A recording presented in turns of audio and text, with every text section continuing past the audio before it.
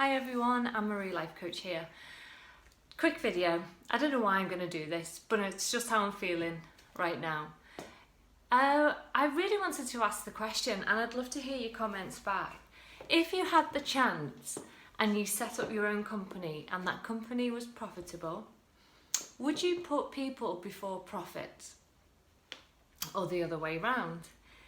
The reason I'm asking that is because just some thoughts lately about women, not just women, because I kind of don't want to make out that it's women who get the raw deal, but when women are in an executive or corporate position, they do have a lot, obviously, of competition to face, and they do feel that they always have to be seen to be there and be as strong as their counterpart. And we know this anyway, there's always somebody coming up behind you, you can always feel that sense of competition, that you have to keep moving forward to keep your job. That's just the world that we live in at the moment. But women can, really go through a lot of challenges in their life with their body. And when I say that, I mean with their monthly cycles, with their hormones. Women can suffer from endometriosis, hormone imbalances, can cause migraines, and men, they can suffer as well with, I know a lot of men that suffer with sciatica, a lot of IBS, can also suffer with their back, a lot of back injuries, but they have to keep carrying on in their role regardless of how they feel. So what would you do if you had the opportunity to create a company that was profitable, but then you had a chance to create something unique and revolutionise the working system in some way? How would you look after your staff?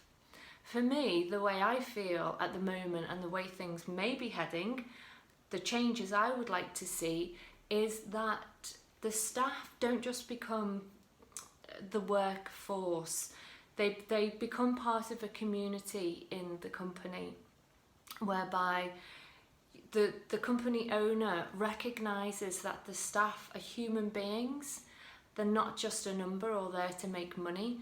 So if let's say it was me in that position, I would love to be in that position one day, then what would I do for my staff? Well, I would certainly make alternative therapies part of the menu for the workforce. It seems nonsensical, really, that the biggest drain on a company is the absenteeism through sickness. So your member of staff goes off sick, goes to the GP, gets a prescription and gets signed off. So what does the company do? It wishes them well and has to do a return to work with them when they come back. They still have to pay the wage or a certain amount of their wage and hope that they're going to get better. But there's no kind of, some companies do enforce kind of health and wellness in their policies, but really that could all be done in-house. So how much prevention is being taken care of through industries and big companies? You could hire a team of staff, alternative therapists, to come in and support your workers while they are well. So it's to keep them well. It's to give them a reason to come into work when they feel like they want to stay in bed. What reason are you giving them to be loyal to the company? There are therapists such as acupuncturists that's been proven to work stronger than any, normal painkiller you can buy over the shelf. Meditation, it's proven to help with clarity, focus, emotional well-being and mental well-being, so your worker can focus on their job. What about family days, about children? Are you creating a community, or are you creating a sense of separation, that if that person doesn't come into work, then their job's on the line and they've got a family to feed, so they're coming into work and they're giving you half measures. It's not completely productive for the company.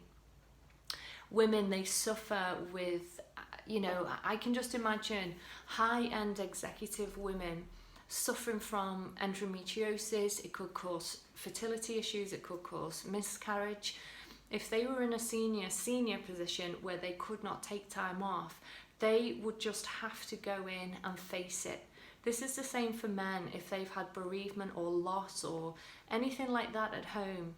They feel like they can't go in with that vulnerability in work. They have to go in, they have to hide it. And what does that do to someone as a human being? How does that make them think and feel about themselves and about the company and they're working for and other people?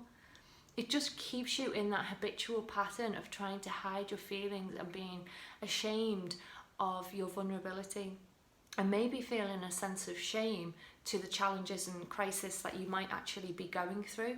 So who do they turn to? Can they turn to a colleague for support, or will that colleague go and backbite them because they see a weakness in their chain, really? So it's just something that's been on my mind, and I wanted to share it with you. I'd love to hear your thoughts, your comments and your feedback.